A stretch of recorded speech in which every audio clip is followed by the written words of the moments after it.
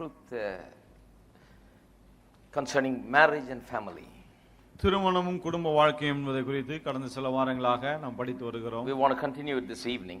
இன்று மாலையும் அதை நாம் தொடர விரும்புகிறோம். But let me in a couple of minutes give you a quick review of what we have gone through right now. ஆனா ஒரு சில நிமிடங்களிலே இதுவரைக்கும் என்ன பார்த்தோம் என்பதை நான் சீக்கிரம் சொல்லிவிடட்டும். In marriage and family, we talked basically about marriage as a great edifice that God ordained and created. திருமணம் என்பது தேவனால் ஏற்படுத்தப்பட்ட மிகப்பெரிய ஒரு மாளிகை என்பதை குறித்து நாம் படித்து வருகிறோம். It has been so carefully constructed, much thought has gone into it. இது மிகவும் கவனமாக கட்டப்பட்டிருக்கிறது, நிறைய யோசித்து செய்யப்பட்டிருக்கிறது. And in a great monument like that, when you have a problem, then you need to go back to the blueprint, go back to the original specifications and use the original materials to restore it back into its original glory. இப்படிப்பட்ட அற்புதமான கட்டிடத்திலே ஏதாவது பிரச்சனை என்று வரும்போது ஆதியில் அது எவ்வாறு கட்டப்பட்டது, என்ன பொருள் பயன்படுத்தப்பட்டது என்பதை கவனித்து அதை பயன்படுத்தும் போதுதான் பழைய நிலைக்கு கொண்டு வர முடியும். So we told you that the only way to reconstruct marriages and make them happy marriages and successful marriages right now is to go back to the word of God and find out what God intended when he first made marriage. ஆகவே இப்பொழுது திருமணத்தை வெற்றிகரமாக சந்தோஷமுள்ளதாக நாம் மாற்ற வேண்டும் என்று சொன்னால் நாம் திரும்ப ஆரம்பத்துக்கு சென்று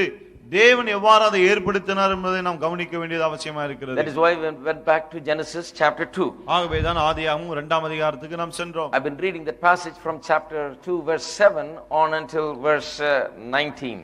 2ஆம் அதிகாரம் 7ஆம் வசனம் பிறகு 19ஆம் வசனத்திலிருந்து நான் உங்களுக்கு வாசித்து வருகிறேன். Talking about how God made man and then how God gave him responsibilities and instructions and then finally he gave him a wife. எவ்வாறு தேவன் மனுஷனுக்கு ஒரு வேலையை கொடுத்தார், பொறுப்பை கொடுத்தார், அதன் பிறகு கடைசியிலே அவனுக்கு ஒரு மனைவியை கொடுத்தார் என்று நாம் பார்த்து வருகிறோம். It talks about how this wonderful institution came about. எவ்வாறு இந்த அற்புதமான அமைப்பு உண்டாக்கப்பட்டது என்பதை தான் நாம் கவனித்து வருகிறோம். Called marriage. திருமணம் என்கிற இந்த அமைப்பு. How did it come about? அது எவ்வாறு வந்தது? God did not start with two people. தேவன் ரெண்டு பேரோடு கூட நிறுத்தவில்லை. God did not start with தேவன் ரெண்டு பேரோடு கூட ஆரம்பிக்கவில்லை. God started with one man. தேவன் ஒரு ஆளிலே ஆரம்பித்தார். He started with one man and then when that one man was happy living on his own as a single person, he said, now you should not live alone, you should have a companion. ஒரு ஆளிலே தான் ஆரம்பித்தார். அந்த ஒரு ஆள் சந்தோஷமாய் திருப்தியா இருந்தபோது தான் அவர் சொன்னார், இனி நீ தனிமையா இருப்பது நல்லதல்ல, உனக்கு ஒரு துணை வேண்டும் என்று. I showed you there is a real principle there. நான் உங்களுக்கு சொன்னேன், நீங்க ஒரு கோட்பாடு இருக்கிறது என்று. That a single person, to be single is very important. And properly single is very important. சரியான ஒரு ஆளாய் தனித்து வாழ்வது ரொம்ப முக்கியம். If a person is not a successful single, then he is not an eligible bachelor getting ready to get married. தனியாளாக இருக்கும்போது ஒரு ஆள் வெற்றிகரமா இல்லை என்று சொன்னால் பிறகு அவர் திருமணத்துக்கு ஆயத்தமா இல்லை, தகுதியா இல்லை என்று தான் அர்த்தம். I think many times we have gone wrong in this world because we get people married because we think that we can fix their problems with marriage. பல சமயங்களிலே உலகத்துல இந்த பிரச்சனை எல்லாம் இருக்கு. காரணம் என்ன தெரியுமா? திருமணம் செய்து விட்டால், கல்யாணத்தை பண்ணி வச்சிட்டா இவன் ஆள் சரியாயிடுவான் நம்ம நினைத்து திருமணம் செய்து வைத்து விடுகிறோம். It's totally against God's principles. இது தேவனுடைய கோட்பாடுகளுக்கு முற்றிலும் எதிரானது. Then they find that marriage brings more problems. அம்பரதான் பார்த்தா திருமணத்தினால அவங்களுக்கு இன்னும் அதிக பிரச்சனை ஏற்படுகிறது. Because he brings his problems and she brings her problems, both of them together have a lot of problems. ஏனென்றால் அவள் தன்னுடைய பிரச்சனையும் இவன் தன்னுடைய பிரச்சனையை கொண்டு வந்து ரெண்டு பேருக்கும் பிரச்சனைகள் அதிகமாகிறது.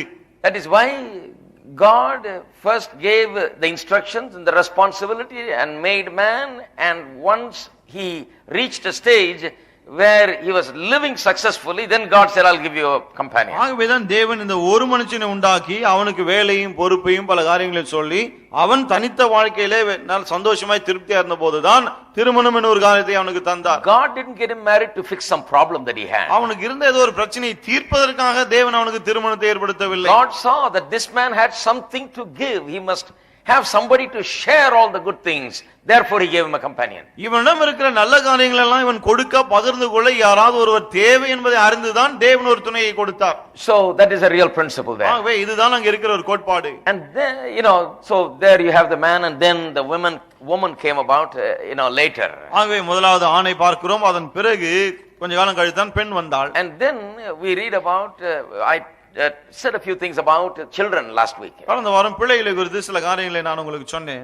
From Malachi chapter 2. மல்கியா 2ஆம் அதிகாரத்திலிருந்து. I'm going to come back to children and and family later on.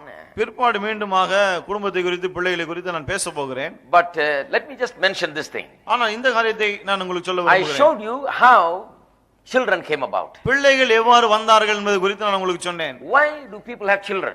ஏன் மக்கள் பிள்ளைகளை We பெறுகிறார்கள்? have to say this so that we can go back and really talk about family. குடும்பத்தை குறித்து நான் பேசுவதற்காக தான் இதை நான் சொல்ல வேண்டியதா Talk இருக்கிறது. about how the male came about, how the female came about, how they were put together in a marriage. எப்படி முதலாவது ஆண் வந்தான், பிறகு பெண் வந்தால் எவ்வாறு இருவரும் இணைக்கப்பட்டு குடும்பமானது, அதெல்லாம் சொன்னேன். Why children? ஏன் பிள்ளைகள்? And Malachi chapter 2 verse 15 clearly says that God is seeking for a godly seed. மல்கியா 2:15 மிக தெளிவாய் சொல்லுகிறது, கர்த்தர் தேவ பக்தியுள்ள சந்ததியை விரும்புகிறார் என்று. It's not you seeking to have a couple of children. ஏதோ நீங்க 1-2 பிள்ளைகளை பெற்றுக்கொண்டா போதும் நினைக்கிறதல்ல. No, God is interested in a godly seed filling this earth.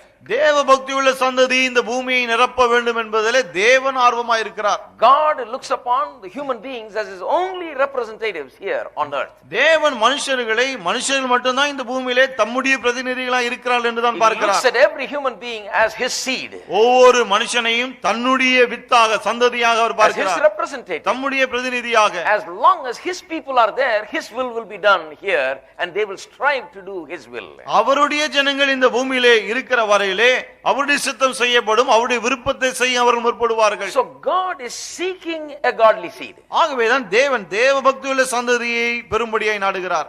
And Malachi chapter 2:15 is very clear about it. மல்கியா 2:15 அது மிக தெளிவாய் சொல்கிறது. But I forgot to read one verse. I'll read it today and then we'll go on. ஆனா ஒரு வசனத்தை வாசிக்க மறந்து விட்டேன், அதை இன்றைக்கு வாசித்து கடந்து போவோம். I mentioned I think in one of the morning services, but I need to read it here in this service to be right. ஞாயிறு காலை ஆராதனை ஒன்றிலே அதை நான் குறிப்பிட்டேன், ஆனா இங்கே அதை நான் சொல்ல விரும்புகிறேன். Ezekiel chapter 16 verse 20.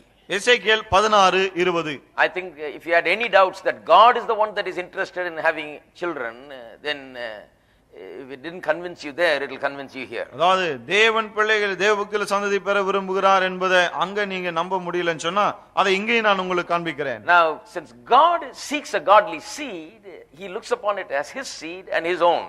தேவன் தேவ பக்தியுள்ள சந்ததியை விரும்புகிறபடினாலே அந்த சந்ததி அவருக்கு சொந்தமான சந்ததி என்று தான் அவர் பார்க்கிறார். To do his will. அவருடைய சித்தத்தை செய்ய. Now listen to Ezekiel chapter 16 verse 20. எசேக்கியேல் 16:20 கவனியுங்கள். Talking about the people of Israel and their harlotry. இஸ்ரவேல் ஜனங்களையும் அவர்கள் பண்ணின வேசித்தனங்களையும் குறித்து சொல்லும்போது how they disobeyed God and went after other gods and worshipped other gods and so on. அதாவது எப்படி அவர்கள் தேவனுக்கு கீழ்ப்படியாமல் போய் மற்ற தேவர்களை பணிந்து கொண்டார்கள் அதை பற்றி சொல்லும்போது and God is speaking through this prophet and says தேவன் தீர்க்கதரிசியின் மூலமாய் பேசி சொல்லுகிறார். They did many things, but one of the things they did is he says, moreover you took your sons and your daughters whom you bore to me and these you sacrificed to them to be devoured. அவர்களை குறித்து பல காரியங்களை சொல்லிவிட்டு இங்கே சொல்லுகிறார், நீ எனக்கு பெற்ற உன் குமாரரையும் உன் குமாரத்தையும் எடுத்து அவர்களை அவைகளுக்கு இரையாக பலியிட்டாய். Now notice the language. பாருங்க வார்த்தைகளை கவனிங்க. God says the daughters and sons that you bore for me, to me. நீ எனக்கு பெற்ற உன் குமாரர் உன் குமாரத்திகள் என்று சொல்லுகிறார். Can God say that? தேவன் அப்படி சொல்லலாமா? We are all saying this is my child. நாமெல்லாம் சொல்றோம் இது என்னுடைய பிள்ளைன்னு. The right way to say it is I bore this child, but this is God's child. அது சரியா அப்படி சொல்லணும்னா நான் தேவனுக்கென்று பெற்ற என்னுடைய பிள்ளை. Amen. Amen. That's the way God says it. தேவன் அப்படி தான் சொல்றாரு அத. It's not just your child, it's my child. இது வெறும் உன்னுடைய பிள்ளை அல்ல, இது என்னுடைய பிள்ளை. Do you look upon your children like that? உங்களுடைய பிள்ளைகளை அப்படி பாக்குறீங்களா? When you look upon your children as gods, belonging to God, owned by God, living here for the purpose of God, being here, born here for God's purposes, then your children begin to prosper. உங்களுடைய பிள்ளைகள் தேவனுக்கென்று பிறந்தவர்கள், தேவனுடைய நோக்கங்களை சித்தத்தை நிறைவேற்றும்படி பிறந்தவர்கள் என்பதை நீங்கள் அப்படி எண்ணும் போதுதான் அவர்கள் நன்றாய் செழித்து வருவார்கள்.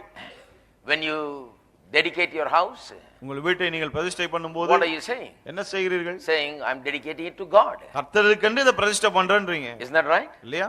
Because that means you are saying this is God's house. அதாவது இது தேவனுடைய வீடு என்று அப்படி சொல்லுகிறீர்கள். Sure, I have it in my name, but everything belongs to God. The whole earth and the fullness belongs to God. Therefore this is in the earth and therefore it's God's. இந்த வீடு என் பேர்ல தான் இருக்கு, ஆனாலும் இந்த பூமியும் அது நிறைவும் கர்த்தருடையது. இந்த வீடு இந்த பூமியில தான் இருக்கு, ஆகவே இந்த வீடு கர்த்தருக்கு தான் சொந்தம். He is the right owner. அவர்தான் சரியான உரிமையாளர். I am just having it in my name and enjoying it. இப்ப என் பேர்ல இத வச்சிட்டு இத அனுபவித்து கொண்டிருக்கிறேன். So I can say this is my own, but it's better to say this is God's own house. ஆகவே இது என்னுடையது என்று சொல்லலாம், ஆனாலும் அது கர்த்தருடையன்னு சொல்றது சரியா இருக்கும். So we are proud to say this is God's house. ஆகவே இது கர்த்தருடைய வீடு என்று சொல்வதிலே நமக்கு ஒரு பெருமை. In the same way when we dedicate a child, அதே போல தான் ஒரு பிள்ளையை பிரதிஷ்டை பண்ணும்போது what are you saying? என்ன சொல்லுகிறோம்? You are saying, well, I gave birth to this child, but I want to give this child or acknowledge that this child belongs to God. இந்த பிள்ளையை நான் தான் பெற்றெடுத்தேன் என்றாலும் இது கர்த்தரால் வந்தது என்பதை நான் அங்கீகரிக்கிறேன் என்று சொல்கிறீர்கள். This child belongs to God. இந்த பிள்ளை கர்த்தருக்கு சொந்தம். Dedication literally means that you are acknowledging and thanking God and acknowledging the fact that this is God's. நீங்கள் அர்ப்பணிக்கும்போது பிரதிஷ்டை பண்ணும்போது இது கர்த்தருடையது என்பதை நீங்கள் அங்கே அங்கீகரிக்கிறீர்கள். I think when we look upon everything that we have as belonging to God and use them in such a way, then everything will be blessed. என்னிடம் இருக்கிறது எல்லாமே கர்த்தருக்கு தான் சொந்தம் என்று எண்ணி அந்த விதத்துல பயன்படுத்தும் போது நினைக்கிறேன் எல்லாமே ஆசீர்வாதமா இருக்கும். Amen. Amen. When we say this is my money, இது என்னுடைய பணம் அப்படினும்போது the money does nothing. அந்த பணம் ஒண்ணுமே செய்யாம When we say this is all God's, ஆனா இதெல்லாம் தேவனுடையது என்று சொல்லும்போது then the money prospers. அந்த பணம் செழிக்கிறது. When we say this is my business, இது ஏன் வியாபாரம் சொல்லும்போது it doesn't do so well. அது அவ்வளவு நல்லா But when இருக்குது. we say this is God's business, ஆனா அது கர்த்தருடைய வியாபாரம் சொல்லும்போது then it seems to thrive and flourish. அது தழைத்து செழித்தோங்குகிறது. When you say these are my children, இவைகளெல்லாம் என் பிள்ளைகள் சொல்லும்போது it doesn't seem to work so well. அது அவ்வளவு நல்லா இருக்குது மாதிரி When you தெரியல. recognize it's God's, ஆனால் இதெல்லாம் கர்த்தருடையது என்று எண்ணும்போது you see it beginning to prosper. அவைகளெல்லாம் நன்றாய் இருப்பதை பார்க்க ஆரம்பிப்பீர்கள். Why? ஏன்? Because when you consider something to belong to God, then you treat it like that, you respect it like that, and you do with it whatever you must do with it before God. ஏனென்றால் ஒரு காரியத்தை கர்த்தருடையது என்று எண்ணும்போதுதான் அதுக்கு கொடுக்க வேண்டிய மரியாதை கண்ணியத்தை கொடுத்து அதை எவ்வாறு நடத்த வேண்டுமோ பயன்படுத்த வேண்டுமோ அந்த விதத்திலே இதை நடத்தி பயன்படுத்த முடியும். Since your children are God's, உங்களுடைய பிள்ளைகள் எல்லாம் கர்த்தருடையவர்களா இருக்கிறபடினாலே that's why you can't just slap them and make them deaf just by slapping. நீங்க சும்மா கண்டமேனிக்கு பிள்ளைகளை அரைஞ்சே காதை செவிடாக்கிட முடியாது. Because it's God's, you can't just take your hand and just beat them violently. பிள்ளைகள் கர்த்தருடையவர்களா இருக்கிறபடினாலே இஷ்டத்துக்கு உங்கள் பிள்ளைகளை நீங்கள் அடிக்க முடியாது. Because God is watching. ஏனென்றால் கர்த்தர் பார்த்து கொண்டிருக்கிறார். God says that's my child. கர்த்தர் சொல்றார் இது என்னுடைய பிள்ளை. I want you to train up this child. இந்த பிள்ளையை நீ நடத்த வேண்டிய வழியில நடத்தணும்னு நான் விரும்புறேன். Train means to teach that child. நடத்த வேண்டிய வழினா பிள்ளைக்கு பயிற்சி கொடுக்க வேண்டும். You know, but some parents don't know anything but beating. ஆனா சில பெற்றோருக்கு அடிக்கிறத தவிர வேற ஒண்ணும் தெரியாது. Training up is translated into beating. அவங்களுக்கு பயிற்சினா அடின்னு தான் அர்த்தம். And they beat so violently. அந்த அளவுக்கு பயங்கரமா அடிப்பாங்க. Because they think that's my kid, I'll do with my kid whatever I want. இது என் பிள்ளையே இஷ்டத்துக்கு என்ன வேணா பண்ணுவாங்க. Somebody tries to come and stop them and say, don't interfere, this is my kid. யாராவது தடுக்க போதா சொல்லுவாங்க இது என் பிள்ளை தலையிடாத அப்படினு. I am telling you, God interferes. நான் உங்களுக்கு சொல்றேன் பாருங்க, கர்த்தர் தலையிடுகிறார். God expects you to raise that child for him. அந்த பிள்ளையை நீங்கள் கர்த்தருக்காக வளர்க்கும்படி தேவன் எதிர்பார்க்கிறார். God doesn't expect you simply to slap that child, beat that child, speak words cursing that child and putting that child down. இஷ்டத்துக்கு அந்த பிள்ளையை அடித்து உதைச்சி தகாத வார்த்தைகளை பேசி கேவலமாய் பேசுவது தேவனுக்கு இஷ்டமல்ல. No, கிடையாது. God wants you to edify that child, build up that child, build confidence and boldness and courage in that child. அந்த பிள்ளைக்குள்ளே பக்தியை கொண்டு வந்து அதிலே விருத்தி அடைந்து தைரியத்தையும் துணிவையும் அந்த பிள்ளைக்குள்ளே கொண்டு வர வேண்டும் என்று தேவன் விரும்புகிறார். You see, when you say that child is God's, then your whole approach to that child changes. அந்த பிள்ளை கர்த்தருடையது நீங்க சொல்லும்போது அந்த அணுகுமுறையே மாறிடுது பாருங்க. Yeah, sometimes you want to punish the child. சில சமயத்துல பிள்ளையை தண்டிக்கணும் போல தான் இருக்கு. But remember, when you are punishing, you still remember this is God, so carefully punish. ஆகவே பிள்ளை தண்டிக்கும் போது கூட இது கர்த்தருடையது என்ற எண்ணத்துல கொஞ்சம் கவனமா தண்டிக்கணும். Amen. Amen. Amen. Amen. So when you approach anything as God's, then your whole thing changes. ஆக எந்த ஒரு காரியமானாலும் இது கர்த்தருடையது என்று அணுகும்போது எல்லாமே மாறி விடுகிறது. When you consider your house as God's, you won't use it for any ungodly purpose. உங்கள் வீட்டை கர்த்தருடையது என்று எண்ணும்போது அதை தகாத காரியங்களுக்காக நீங்கள் பயன்படுத்த மாட்டீர்கள். So that is why it gets blessed. ஆகவே தான் அது ஆசீர்வதிக்கப்படுகிறது. Same way with everything. அதே போல தான் எல்லா காரியமும். Amen. Amen. So every day speak these words. ஆகவே ஒவ்வொரு நாளும் இந்த வார்த்தைகளை பேசுங்க. Words over your children. உங்கள் பிள்ளைகள் மேல் இந்த வார்த்தைகளை பேசுங்க. Let them know பேசுங்க. they belong to God. அவர்கள் தேவனுக்கு சொந்தம் என்பதை அவர்கள் அறிந்து They கொள்ளட்டும். are in your house, they are born to you, but they belong to God. அவர்கள் உங்கள் வீட்டில் இருக்கிறார்கள், உங்களுக்கு பிறந்தவர்கள் தான் என்றாலும் அவர்கள் தேவனுக்கு பிறந்தவர்கள். If the child hears that constantly, then he'll grow up here knowing that he belongs to God. அந்த பிள்ளை இதை கேட்டுக்கொண்டே வளரும்போது பெரியவன் ஆகும்போது நான் கர்த்தருக்கு சொந்தம் என்பதை அவன் அறிந்து கொள்வான். Some people have such a difficulty leading people into children into salvation. சிலர் பிள்ளைகளை ரட்சிப்புக்குள் நடத்துறது அவங்களுக்கு பெரும்பாடா இருக்கு. Why? Because they don't do anything with the child as he is growing up. ஏன் சொன்னா பிள்ளை வளரும்போது அதுக்கு ஒண்ணுமே செய்யறது இல்ல. Only slapping and beating and scolding and calling him all names. அடி உதை திட்டு தகாத வார்த்தைகளை சொல்லி கூப்பிடுது அதான். And then when he is this tall, அப்புறம் அவன் இவ்வளவு வளர்ந்த பிறகு they drag him to the church. சபைக்கு பிடிச்சு இழுத்துட்டு வருவாங்க. Listen to this preacher now. இந்த பிரசங்கத்தை கேளு. I want you to listen to Pastor Sam. Pastor Sam உடைய பிரசங்கத்தை நல்லா கேளு. See how many people are getting saved. You better get saved. எத்தனை பேர் ரட்சிக்கப்படுறாங்க பாரு, நீயும் ரட்சிக்கப்படு. The kid, he doesn't want to come to church. அந்த பையனுக்கு சபைக்கு வரதுக்கு இஷ்டம் இல்ல. He doesn't want to have anything to do with this. சபைக்கு எதுக்கு சம்பந்தமே வேணாம்னு நினைக்கிறான். Because he has never been told that he is God's. ஏனென்றால் அவன் தேவனுடையவன் என்று அவனுக்கு சொல்லப்பட்டதே இல்லை. It is your responsibility to raise him with the consciousness that he truly belongs to God. ஆகவே அவன் மெய்யாகவே தேவனுக்கு சொந்தம் என்ற உணர்வோடு கூட அவனை வளர்க்க வேண்டியது உங்களுடைய பொறுப்பு. Amen. Amen. So as he grows up with that thought will never leave him. ஆகவே அந்த எண்ணத்தோடு அவன் வளரும்போது அந்த எண்ணம் ஒரு காலம் அவனை விட்டு நீங்காது. Even if he goes astray for a while, he will still remember where his home is. It's God's home. It's God's house. He will come back into the church. He will repent. He will give his life to the Lord. கொஞ்சால ஒருவேளை அவன் வழி விலகி போனது போல இருந்தாலும் கூட இது தேவனுடைய வீடு, நான் தேவனுக்கு சொந்தமானவன் என்ற எண்ணத்தில் திரும்ப அவன் சபைக்கு வருவான், சரிப்படுவான். Just like a child comes back to the mother's home or the father's home. எப்படி ஒரு பிள்ளை அம்மா வீட்டுக்கு அல்லது அப்பா வீட்டுக்கு திரும்பி வருகிறதோ அது போல. All right? சரியா? All right, we'll deal with that later on. இதை குறித்து பிற்பாடு நாம் கவனிப்போம். But that's a wonderful reference. I wanted to give it to you. இது அற்புதமான ஒரு வசனம், அதை உங்களுக்கு நான் சொல்ல விரும்புகிறேன். Now let's turn to 1 Peter chapter 3. சரி, இப்போ 1 பேதுரு 3ஆம் அதிகாரம் செல்வோம். Now I want to expand on Genesis chapter 2.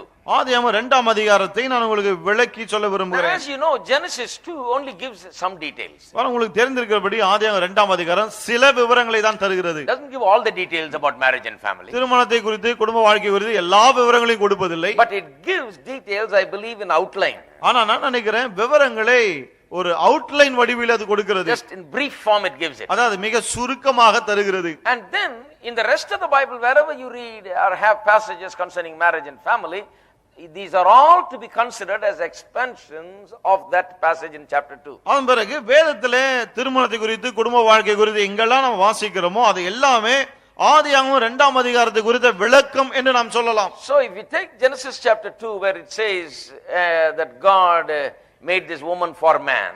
ஆதியாகமம் 2ஆம் அதிகாரத்திலே தேவன் இந்த பெண்ணை இந்த ஆணுக்காக தான் உண்டாக்கினார் என்ற வசனம் சொல்லுது இல்லையா? For this reason a man shall leave his father and mother and cleave unto his wife and they two shall be one flesh. இது நிமிஷம் புருஷனானவன் தன் தகப்பனை தாயை விட்டு தன் மனைவியோடு சேர்ந்து இருக்க கடவன், அவர்கள் இருவரும் ஒரே மாம்சமாய் இருப்பார்கள் என்று சொல்கிறது. Then after that you can insert all this information because this is details about what happened there. அதன் பிறகு மற்ற எல்லா காரியங்களையும் அதோடு கூட சேர்த்துக் கொள்ளலாம். ஏன் சொன்னா அங்க என்ன நடந்தது என்பது குறித்த விவரங்கள் இவைகளெல்லாம். It says they two shall be one. அவர்கள் இருவரும் ஒருவராய் இருப்பார்கள் என்று சொல்கிறது. It talks about an extraordinary unity and harmony between the two. அவங்க இரண்டு பேருக்கும் இடையே இருக்கக்கூடிய அசாதாரணமான ஒரு இணக்கத்தை, ஒற்றுமை குறித்து அது பேசுகிறது. The union that is achieved through marriage is unlike any other relationships on this earth. திருமணத்தின் மூலமா ஏற்படக்கூடிய அந்த ஒரு ஒற்றுமை இருக்கிறது, அது வேறு எந்த உறவிலும் இல்லாத ஒன்று. There in Genesis chapter 2 we have the seeds of it. We have the information in seed form. It just gives us a little bit there and then expansion is given. ஆதியாகமம் 2ஆம் அதிகாரத்திலே அது குறித்து ஓரளவு விவரணம் கொடுக்கப்படுகிறது. ஆனா அது குறித்த விளக்கங்கள் பிறகு வேதத்தில் எல்லா இடத்திலும் இருக்கிறது. So 1 Peter chapter 3. ஆகவே 1 பேதுரு 3ஆம் அதிகாரம் சொல்லுவோம். I read you from verse 1. 1லிருந்தே வாசிக்கிறேன். Wives likewise be submissive to your own husbands, that even if some do not obey the word, they without a word may be won by the conduct of their wives. அந்தபடி மனைவிகளே உங்கள் சொந்த புருஷர்களுக்கு கீழ்ப்படிந்திருங்கள். அப்போது அவர்களில் யாராவது திருவசனத்துக்கு கீழ்ப்படியாதவர்களாய் இருந்தால் பயபக்தியோடு கூடிய உங்கள் கற்புள்ள நடக்கையை பார்த்து, when they observe your chaste conduct accompanied by fear. போதனையின்றி மனைவிகளின் நடக்கையினாலேயே ஆதாயப்படுத்திக் கொள்ளப்படுவார்கள். Do not let your adornment be merely outward arranging the hair, wearing gold or putting on fine apparel. மயிரை பின்னி பொன்னாபரணங்களை அணிந்து உயர்ந்த வஸ்திரங்களை உடுத்திக் கொள்ளுதலாகிய புறம்பான அலங்கரிப்பு உங்களுக்கு அலங்காரமாய் இராமல், rather let it be the hidden person of the heart with the incorruptible beauty of a gentle and quiet spirit, which is very precious in the sight of God. அழியாத அலங்கரிப்பாய் இருக்கிற சாந்தமும் அமைதியுமுள்ள ஆவியாகிய இருதயத்தில் மறைந்திருக்கிற குணமே உங்களுக்கு அலங்காரமாய் இருக்க கடவுது, அதுவே தேவனுடைய பார்வையில் விலையேற பெற்றது. For in this manner in former times the holy women who trusted in God also adorned themselves being submissive to their own husbands. இப்படியே பூர்வத்தில் தேவனிடத்தில் நம்பிக்கையாய் இருந்த பரிசுத்த ஸ்திரீகளும் தம்முடைய புருஷர்களுக்கு கீழ்ப்படிந்து தங்களை அலங்கரித்தார்கள். As Sarah obeyed Abraham, calling him Lord, whose daughters you are if you do good and are not afraid with any terror. அந்தபடியே சாராள் ஆபிரகாமை ஆண்டவன் என்று சொல்லி அவனுக்கு கீழ்ப்படிந்திருந்தால், நீங்கள் நன்மை செய்து ஒரு ஆபத்துக்கும் பயப்படாதிருந்தீர்களானால் அவளுக்கு பிள்ளைகளாய் இருப்பீர்கள். Husbands likewise dwell with them with understanding, giving honor to the wife as to the weaker vessel, as being heir and as being heirs together of the grace of life, that your prayers may not be hindered. அந்தபடி புருஷர்களே, மனைவியானவள் பலவீன பாண்டமாய் இருக்கிறபடியினால் உங்கள் ஜெபங்களுக்கு தடை வராதபடிக்கு. Finally, all of you be of one mind, having compassion for one another, love as brothers, be tender-hearted, be courteous. நீங்கள் விவேகத்தோடு அவளுடனே வாழ்ந்து உங்களுடனே கூட அவளும் நித்திய ஜீவனாகிய கிருபை சுதந்திரத்துக் கொள்ளுவானபடியினால் அவளுக்கு செய்ய வேண்டிய கனத்தை செய்யுங்கள். மேலும் நீங்கள் எல்லாரும் ஒருமனப்பட்டவர்களும் இரக்கமுள்ளவர்களும் சகோதர சிநேகம் உள்ளவர்களும் மன உருக்கம் உள்ளவர்களும் இணக்கம் உள்ளவர்களுமாய் இருந்து, not returning evil for evil or reviling for reviling, but on the contrary blessing, knowing that you were called to this, that you may inherit a blessing. தீமைக்கு தீமையையும் உதாசனத்துக்கு உதாசனத்தையும் சரி கட்டாமல் அதற்கு பதிலாக நீங்கள் ஆசீர்வாதத்தை சுதந்திரித்துக் கொள்ளும்படி அழைக்கப்பட்டவர்கள் என்று அறிந்து ஆசீர்வதியுங்கள்.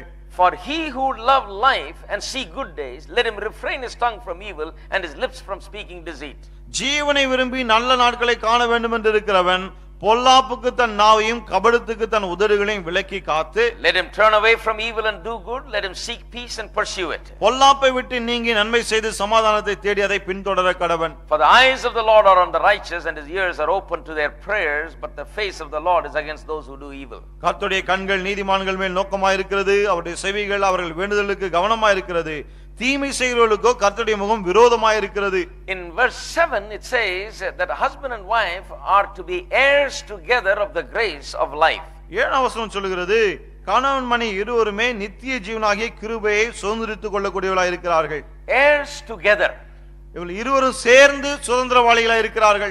Now individually we are heirs to inherit all the blessings of God. தனிப்பட்ட விதத்திலே தேவனுடைய எல்லா ஆசீர்வாதங்களும் சுதந்திரித்துக் கொள்ளக்கூடியவர்களாய் நாம் இருக்கிறோம். But when we are joined as husband and wife together in matrimony, ஆனால் திருமணத்திலே கணவன் மனைவியுமாக நாம் இணையும் போது, then your future and your future well-being in every way depends upon how you two are going to work it together as heirs together.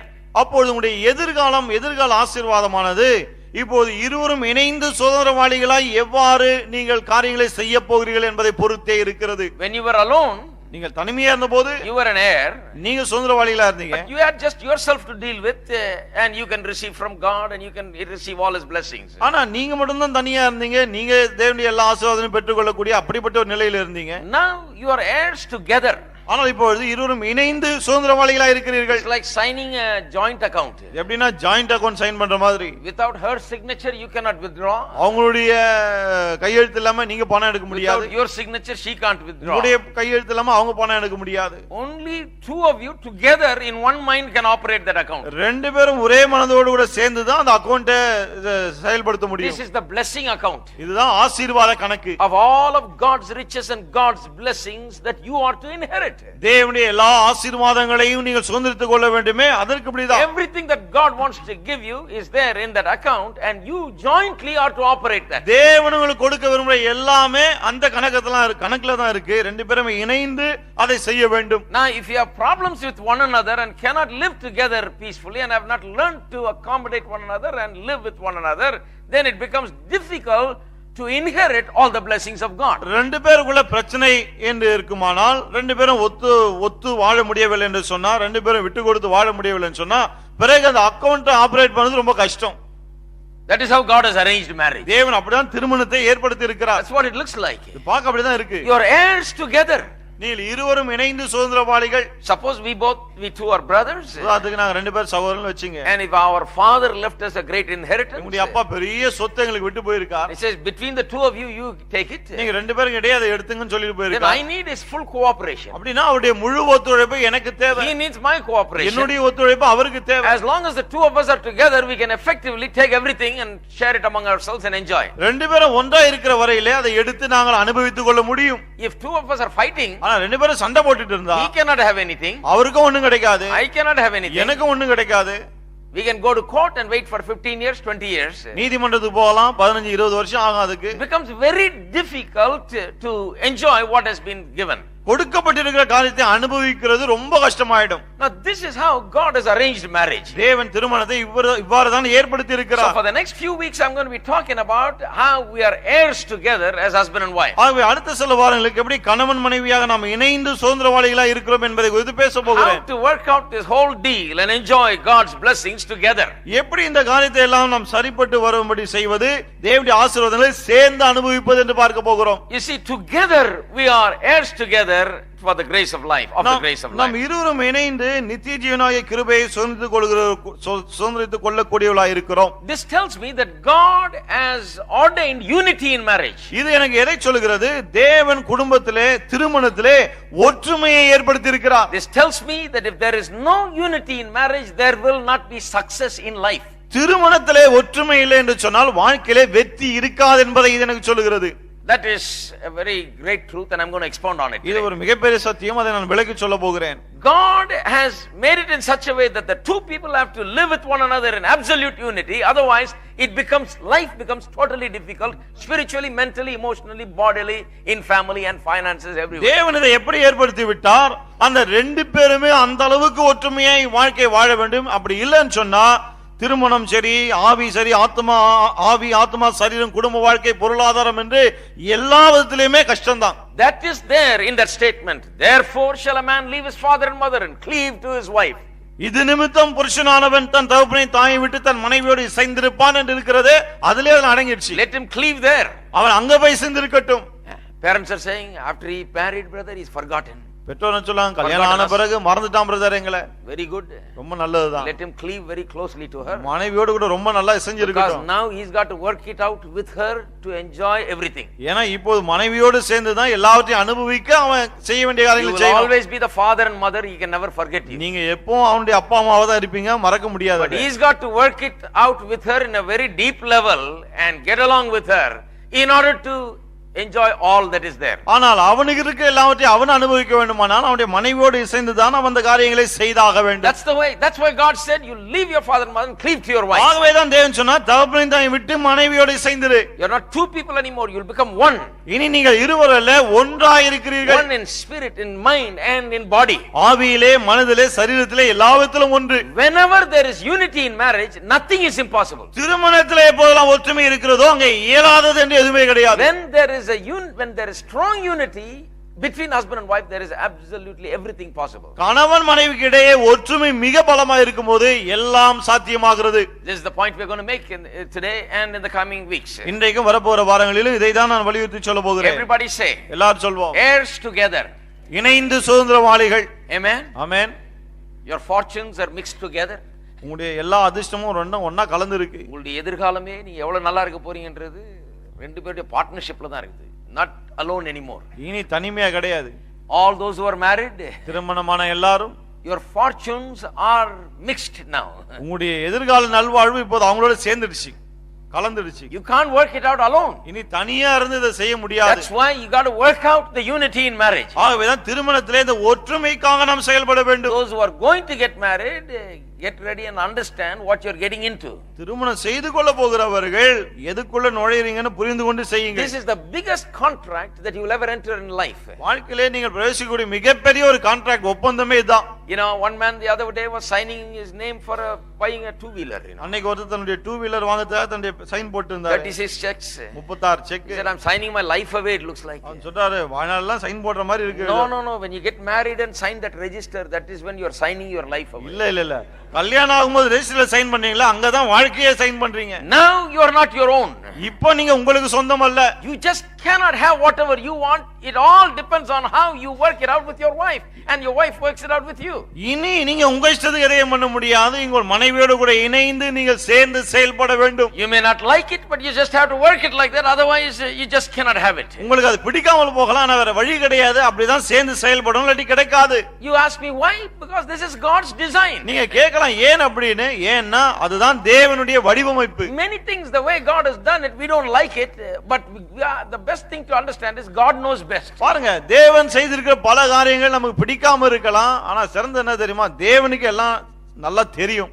அவர் எப்போதும் சிறந்ததான் செய்வார். அதை நான் நம்புறேன். எனக்கு பிடிக்கலனா கூட I trust him because I know that he will do only the best. நான் அவரை நம்புறேன். ஏன்னா அவர் சிறந்ததை மட்டுமே செய்வார்னு எனக்கு தெரியும். So even if I don't like it, I try to understand why he has done it like that and how good it is. ஆகவே எனக்கு அது பிடிக்கலனா கூட ஏன் அவர் அப்படி செய்திருக்கிறார், அது எனக்கு எவ்வளவு நல்லது, அதை நான் புரிந்து கொள்ளணும். Now sometimes I think, God, couldn't you just set up separate accounts? We can just operate and fight and just do whatever we want, be cats and dogs and sign our own checks and do our own thing. Why put us together like this? சில சமயத்துல ஏன் ஆண்டவரே ரெண்டு பேரும் அந்த அளவுக்கு ஒண்ணா வச்சிட்டு நாயும் முனையமா சண்டை போட்டா கூட எதிராளா இருந்தா கூட தனித்தனியா அக்கவுண்ட் எழுதி தனியே கேஷ் எடுத்து அப்படி போற மாதிரி இருக்கலாமே. Why you have put us together like this? ஏன் ரெண்டு பேரும் ஒண்ணா இப்படி வைத்து விட்டு? Why you insist on our unity? ஏன் எங்களுடைய ஒற்றுமையை அவ்வாறு வலியுறுத்துகிறீர்? I'll show you a few things. சில காரியங்களை உங்களுக்கு நான் சொல்லுகிறேன். I'll show you a few things about unity. ஒற்றுமை குறித்து சில காரியங்களை உங்களுக்கு காண்பிக்கிறேன். The thing is, unity is impossible to overcome. என்னன்னா இந்த ஒற்றுமையை மேற்கொள்வது என்பது முடியாத ஒரு காரியம். No power on earth can overcome two people that are in unity. ஒன்றா இருக்கிற அல்லது ஒற்றுமையோடு கூட இருக்கிற இரண்டு பேரை எந்த ஒரு சக்தியாலும் வெல்ல முடியாது. They become very powerful when they are together. அவர்கள் ஒன்றா இருக்கும்போது சக்தி வாய்ந்தவர்களாய் மாறுகிறார்கள். This is the principle of God's word. இதுதான் தேவனுடைய வார்த்தையின் கோட்பாடு. Turn to Ecclesiastes chapter 4. திருப்பம் பிரசங்கியின் புத்தகம் 4ஆம் அதிகாரம். And let me read to you from verse 9. பிரசங்கின் 4:9 இலிருந்து வாசிக்கிறேன். Two are better than one because they have good reward for their labor. ஒன்றியே இருப்பதிலும் இருவர் கூடி இருப்பது நலம், அவருடைய பிரயாசத்தினால் அவளுக்கு நல்ல பலன் உண்டாகும். See, some of us don't like God putting us two together like this and insisting on unity. நம்ம ரெண்டு பேரும் ஒண்ணா நினைச்சு ரெண்டு பேரும் ஒற்றுமையா இருக்கணும் தேவன் வலியுறுத்துது. சில பேருக்கு பிடிக்காம இருக்கு. They say, why God? ஏன் ஆண்டவரே அப்படின்றாங்க. If we don't get along, then we can't have any blessings. நாங்க ரெண்டு பேரும் ஒத்து போலனா ஆசீர்வாதமே கிடையாதா? God says, தேவன் சொல்லுகிறார், two are better than one. ஒன்றியே இருப்பதிலும் இருவர் கூடி இருப்பது நலம். Now you can say praise the Lord. இப்ப சொல்லலாம் கர்த்தருக்கு ஸ்தோத்திரம். Amen. Amen. See, that's why God made two people to live together. ஆகவேதான் தேவன் ரெண்டு பேர் ஒன்றாய் வாழும்படி செய்திருக்கிறார். Because two are better than one. ஏன்னா தனித்திருப்பதை காட்டிலும் ரெண்டு பேர் இருக்கிறது நல்லது. The rewards are greater. The joy and the happiness and everything is greater in that. அவளுக்கு உண்டாகக்கூடிய சந்தோஷம் மகிழ்ச்சி எல்லாமே ரொம்ப அதிகமா இருக்கிறது. Now verse 10, if they fall, one will lift up his companion, but woe to him that is alone when he falls, for he has no one to help him up. அடுத்த வசனம் பாருங்க. ஒருவன் விழுந்தால் அவன் உடனாளி அவனை தூக்கி விடுவான், ஒண்டியா இருந்து விழுகிறவனுக்கு ஐயோ, அவனை தூக்கி விட துணை இல்லையே. Now the word companion is used, and the very same word is used there in Genesis chapter 2. பாருங்க, துணை என்ற வார்த்தை ஆண்டவர் சொல்றா, உனக்கு ஏற்ற துணையை நான் உண்டாக்குவேன். Amen. Amen. So this can be about two friends or husband and wife or anybody. ஆகவே இது ரெண்டு நண்பர்கள் அல்லது கணவன் மனைவி யாரை குறித்து வேணாலும் சொல்லலாம். But when you talk about two people being together in unity, the husband and wife is the best thing that you can talk about. ஆனா ரெண்டு பேர் ஒற்றுமையா இருப்பது என்று சொல்லும்போது அதுக்கு சிறந்த ஆட்கள் கணவன் மனைவியா தான் இருக்க முடியும். So when one falls, the other lifts him up, it seems. ஆகவே தான் சொல்லுகிறது, ஒருவன் விழும்போது அடுத்தவன் தூக்கி விடுகிறான். I was talking to someone the other day. அன்னைக்கு ஒருத்தரோட பேசிட்டு இருந்தேன் நானு. The husband is going through a very bad patch in his life. கணவன் வாழ்க்கையில ரொம்ப மோசமான ஒரு கட்டத்தினுடைய கடந்து போகிறார். Working somewhere, he lost his job. இங்கே வேலை செஞ்சிட்டு இருந்தார், வேலை போயிடுச்சு. Tough times. ரொம்ப கஷ்டகாலம். But then something wonderful happened. பிறகு அற்புதமான ஒரு காரியம் நடந்தது அவருக்கு. The wife got a job. மனைவிக்கு ஒரு வேலை கிடைத்தது. When he lost his job, the wife landed a job. கணவன் வேலை இழந்தபோது மனைவிக்கு வேலை கிடைத்தது. And they both were really happy. ரெண்டு பேருக்கும் அவ்வளவு சந்தோஷம். They came and said, when I lost the job, I thought, my God, what am I going to do? And then my wife gets a job, a real nice job. எனக்கு வேலை போனப்போ ஐயோ என்ன பண்றதுன்னு யோசிச்சேன். ஆனா என் மனைவிக்கு ரொம்ப அருமையான ஒரு வேலை கிடைச்சிருக்கு. Exactly what Bible is saying they are doing. வேதம் என்ன சொல்லுதோ அதான் அங்க நடக்குது. One is down, the other is helping to lift him up. ஒருத்தர் விழுந்துட்டாரு, இப்ப இன்னொரு ஆள் தூக்கி விடுறாங்க. The other is a big help. இப்போ இன்னொருத்தர் பெரிய உதவியா இருக்காங்க. When something happens to this one, the other is a help. பாருங்க, இவங்களுக்கு ஏதாவது நடக்கும்போது அடுத்த ஆள் உதவியா இருக்கிறார். And when both of them get a good job and work together, ரெண்டு பேருக்கும் நல்ல வேலை கிடைத்து ரெண்டு பேரும் வேலை செய்தா, both of them are helping one another and the whole family is helped and the whole family is blessed. ரெண்டு பேருமே ஒருத்தருக்கு ஒருத்தர் உதவியா இருப்பார்கள், குடும்பத்துக்கு ஒத்தாசையா இருக்கும், குடும்பமே ஆசீர்வதிக்கப்படும். I talked to them just the other day again. They said, well, I've got another job opportunity and it may come through any day. அன்னைக்கு அவங்க கூட பேசிட்டு இருந்தேன். அப்ப கணவர் சொன்னார், எனக்கு இன்னொரு வேலை வந்திருக்குங்க, இந்த நேரத்துல அந்த வேலை கிடைச்சிடலாம்னாரு அவர். You got it made now, both the husband and wife got it. அப்பதான் சொன்னேன், இப்ப கணவன் மனைவி ரெண்டு பேருக்கும் வேலை கிடைச்சிச்சு. You will do better than ever. முன்ன விட இப்ப நல்லா இருக்க போறீங்க. That's why God said two are better than one. ஆகவே தேவன் சொல்றார், ஒருத்தர் ஒருத்தரை விட ரெண்டு பேர் நல்லது. So that if one falls, the other lifts up. அப்போதான் ஒருவன் விழும்போது இன்னொருவன் தூக்கி விடுகிறான். One needs a mental support, the other is able to give a mental support. ஒருவனுக்கு மனதளவு ஒரு ஆதரவு தேவைப்படும் போது இன்னொரு ஆள் கொடுக்க முடிகிறது. One is bodily weak, the other gives support. சரீர பிரகாரமா ஒருத்தர் பலவீனமா இருக்கும்போது அடுத்த ஆள் ஒத்தாசையா இருக்கிறார். One is spiritually weakened, the other gives a support. ஒருவர் ஆவிக்குரிய பிரகாரம் பலவீனமா இருக்கும்போது அடுத்த ஆள் உதவி செய்கிறார். Same way financially also. அதே போலதான் பொருளாதாரமும். In every way, two is better than one. எல்லா விதத்திலும் ஒரு ஆளை விட ரெண்டு பேர் ரொம்ப நல்லது. See, even those who don't want to get married will want to get married. கல்யாணம் பண்ண விரும்பாத ஆளும் கூட கல்யாணம் பண்ண விரும்புவாங்க. Two is better than one. ஒருத்தரை விட ரெண்டு பேர் நல்லது. Because if one needs it, the other will help always. ஏன்னா ஒரு ஆளுக்கு உதவி தேவைப்படும் போது அடுத்த ஆள் எப்பவும் இருப்பாங்க அங்க. So when there is backup like that, இது போல ஒரு பேக்கப் இருக்கும்போது, then your life is not set back by the troubles and the problems that you face. You keep moving forward without losing your speed and pace. பிறகு உங்கள் வாழ்க்கையிலே பிரச்சனைகள் கஷ்டங்கள் என்று வரும்போது ஒரு பின்னடைவு ஏற்படுகிறது இல்ல, மாறாக தொடர்ந்து நீங்கள் போய் கொண்டிருக்கிற வேகத்திலே உங்களால செல்ல முடிகிறது. Somehow it's going forward. எப்படியோ முன்னோக்கி போயிட்டே இருக்கீங்க. Because here there is a good wife that is supporting you spiritually, mentally, emotionally, every way. ஏன்னா இங்க ஒரு நல்ல மனைவி ஆவிக்குரிய பிரகாரம் மனதளவிலே சரீர பிரகாரம் எல்லாவற்றிலும் உங்களுக்கு உதவியா இருந்துட்டே இருக்காங்க. Then it says verse 12. பிறகு 12 சொல்லுகிறது, verse 11 says, again if two lie together they will keep warm, but how can one be warm alone? 11 சொல்லுகிறது, இரண்டு பேராய் படுத்துக் கொண்டிருந்தால் அவளுக்கு சூடு உண்டாகும், ஒண்டியா இருக்கவனுக்கு சூடு உண்டாவது எப்படி? Though one may be overpowered by another, two can withstand him, and a threefold cord is not quickly broken. ஒருவனை யாதாம் ஒருவன் மேற்கொள்ள வந்தால் இருவரும் அவனுக்கு எதிர்த்து நிற்கலாம், முப்புரி நூல் சீக்கிரமாய் அறாது. We won't deal with 11, but we'll deal with 12 now. 11 இப்ப பார்க்க வேண்டாம், இப்ப 12 பார்க்கலாம். All right? சரியா? We'll keep 11 for later. பிற்பாடு வச்சுக்கலாம் 11 வசனம். But let's deal with 12. ஆனா 12 முதலாவது பார்க்கலாம். 12 says, if one may be overpowered by another, two can withstand him. 12 சொல்லுகிறது, ஒருவனை யாராவது மேற்கொள்ள வந்தால் இருவரும் அவனுக்கு எதிர்த்து நிற்கலாம். All right, before I go to that, let me just back up a little bit. அதுக்கு அது போதும், முன்னாடி இன்னும் ஒரு சில காரியங்களை சொல்லிட்டு வரேன் நான். You know, because it says a threefold cord is not quickly broken. முப்புரி நூல் சீக்கிரமாய் அறாது என்று சொல்கிறபடினாலே, two is better than one. ரெண்டு பேரை விட ஒரு ஆளை விட ரெண்டு பேர் இருக்கிறது நல்லது. And if it's three, then it becomes even stronger. மூன்று பேர் இருந்தா அது இன்னும் பலக்கிறது. Now, what does it really mean? இதோட உண்மையான அர்த்தம் என்ன? We can see husband and wife supporting one another and being strong so that they cannot be broken and they cannot run into failures. கணவன் மனைவி ரெண்டு பேரும் ஒற்றுமையா பலவான்களா இருக்காங்க, ஆகவே தோற்க முடியாது, தோல்வி அடைய முடியாது அவங்களால. There was a man named Sam Houston in America. அமெரிக்கால சாம் ஹூஸ்டன் என்று ஒருவர் இருந்தார். The city of Houston in Texas is named after him because he is the father of Texas.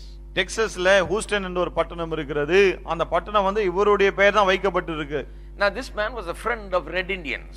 இவர் செவ்விந்தியர்களுடைய நண்பராய் இருந்தார். In those days when the white people who began to occupy America and the Red Indians were fighting one another and the Red Indians were fighting to save their land. அந்த நாட்களிலே இந்த வெள்ளை நிறத்தவர்கள் அமெரிக்காவில் குடியேறினார்கள், அங்கிருந்து செவ்விந்தியர்களை எதிர்த்து போராடினார்கள், செவ்விந்தியர்கள் தங்கள் நாட்டை காக்க போராடினார்கள். So Sam Houston was kind of for the Red Indians. ஆகவே சாம் ஹூஸ்டன் ஒரு விதத்தில் செவ்விந்தியர்களுக்கு ஆதரவு கொடுத்தார். The white man for the Red Indians. வெள்ளை ஆள் தான், ஆனாலும் செவ்விந்தியர்களுக்கு ஆதரவா இருந்தார். Sympathized with them. அவர்களுக்காக பரிதாபம் கொண்டார். So he went and attended a meeting of all the Indian chiefs of the Indian nations. There were various Indian nations.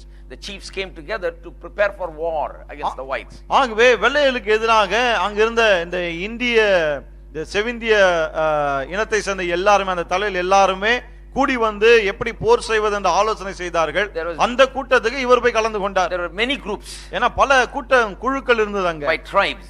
பல இனங்களாக. All the chiefs gathered. ஆகவே எல்லா தலைவர்களும் கூடினார்கள். And the biggest of them all stood there and began to explain how they are going to do it. அதுல இருந்து பெரிய தலைவர் ஒருவன் எழுந்து எப்படி இதெல்லாம் செய்ய போகிறோம் என்று சொன்னான். The problem with the Indians was that they were not having unity among themselves. அங்க இருந்த இந்தியர்கள்ட்ட என்ன பிரச்சனைனா அவள் மத்தியில ஒற்றுமை இல்லை. They were fighting among themselves. தங்களுக்குள்ளேயே சண்டை போட்டு இருந்தாங்க. So the white man had a easier way in. ஆகவே இந்த வெள்ளையன் மிக சுலபமா உள்ள நுழைஞ்சிட்டான். So the chief was trying to explain to the chiefs, other chiefs, that we need to be together. ஆக அந்த பிரதான தலைவன் மற்ற தலைவர்கிட்ட நம்ம எல்லாரும் ஒற்றுமையா இருக்கணும் அதை விளக்கி சொல்லிட்டு இருந்தான். So he gave one little stick to another chief and said, break it.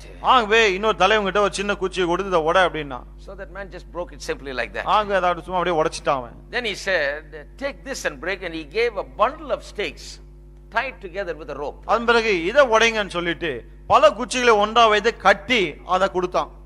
And the man tried to break it because it is more than one, he is not able to break it. பாருங்க அவன் அத உடைக்க பார்க்கறான் ஆனா ஒன்றுக்கும் மேற்பட்ட குச்சிகள் இருக்கனால உடைக்க முடியல. Tied together and he is unable to break it. எல்லாமே Same sticks but there are many.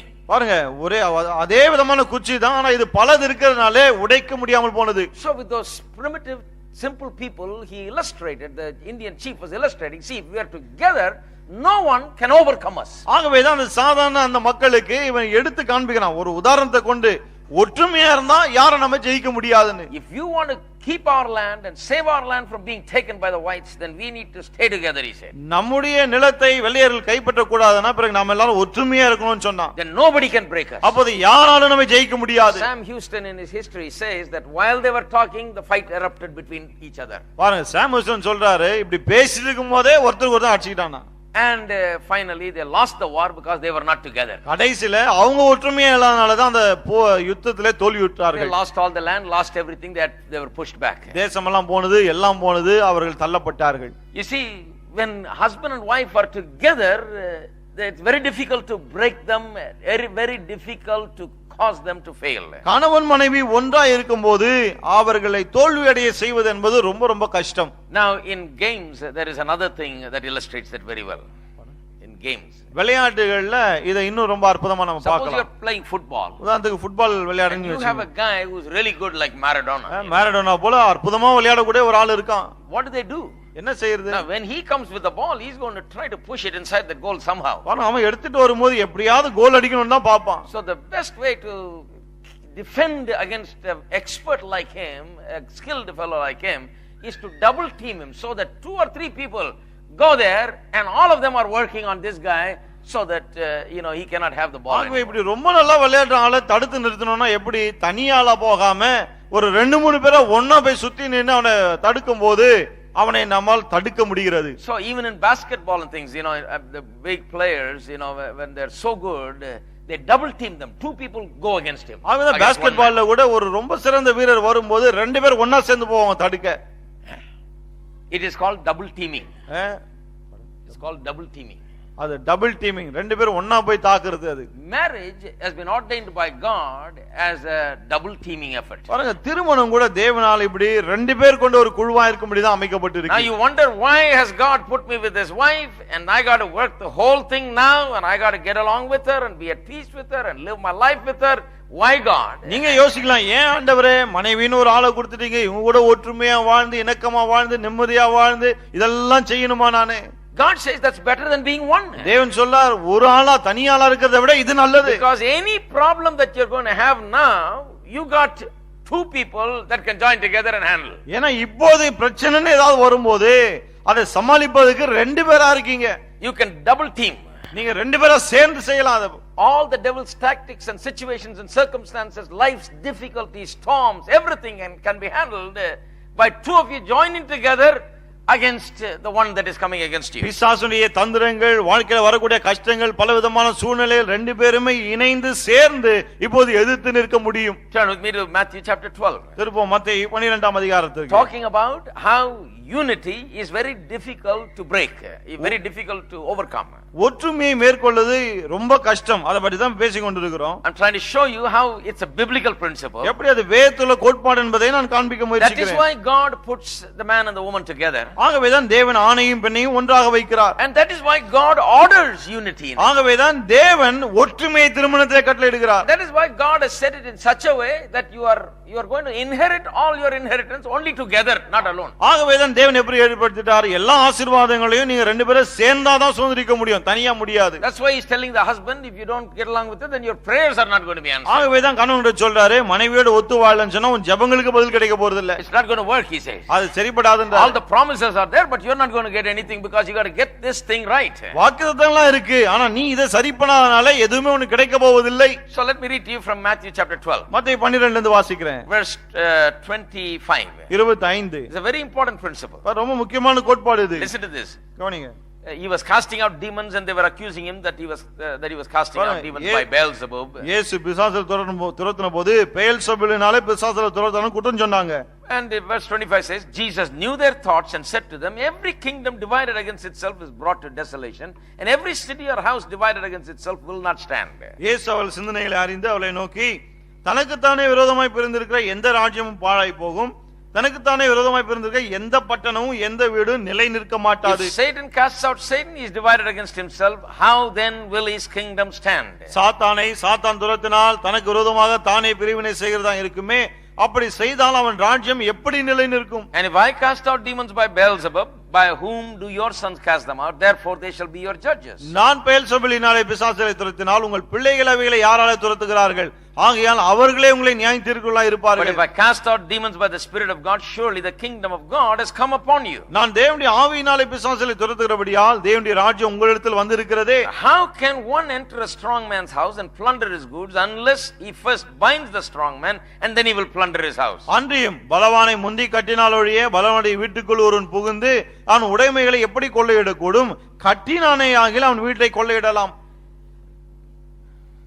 Well, Jesus is talking about how the devil comes against us and all that. எப்படி பிசாசு நமக்கு எதிராக வருகிறான் அத பத்தி எல்லாம் இயேசு இங்க பேசுகிறார்.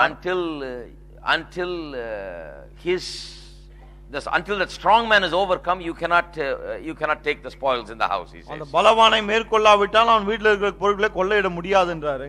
So the devil is not divided among himself. ஆவே பிசாசு அவன் தனக்குள்ளேயே பிரிந்தில்லை.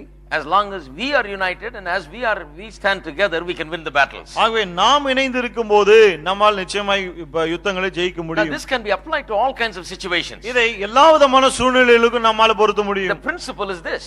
கோட்பாடு இதுதான். Every kingdom that is divided against itself is brought to desolation. தனக்குத்தானே விரோதமாய் பிரிந்திருக்கிற எந்த ராஜ்யமும் பாழாய் போகும். Not only kingdom, ராஜ்யங்கள் மட்டுமல்ல, every city or every house, எந்த பட்டணமும் எந்த வீடும். So here is a general principle. ஆகவே இது ஒரு பொதுவான கோட்பாடு. So we can, it says really here, any house divided against itself will not stand.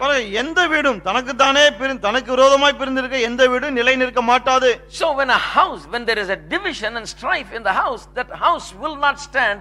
It'll fail, it'll ruin itself. ஆகவே எந்த ஒரு வீட்டிலே பிரிவினையும் சண்டையும் இருக்கிறதோ அது நிலைக்க மாட்டாது, அது இடிந்து போகும். Jesus is stating the principle. இயேசு அந்த கோட்பாட்டை இங்க வர்ணிக்கிறார். If a house is divided against itself, then it will not stand. ஒரு வீடு தனக்குத்தானே விரோதமாய் பிரிந்திருந்தால் அது நிலை நிற்க மாட்டாது. You want to have success in your life? உங்களுடைய வாழ்க்கையில உங்களுக்கு வெற்றி வேண்டுமா? You want to stand? நீங்கள் நிற்க வேண்டுமா? You want to stand through the storms and the troubles and the difficulties and move forward and win the battles of life and win the final victory. வாழ்க்கையின் போராட்டங்கள், கஷ்டங்கள், புயல்கள் இவைகள் மத்தியிலே நிலைத்து நின்று கடைசியிலே வெற்றி பெற வேண்டுமா?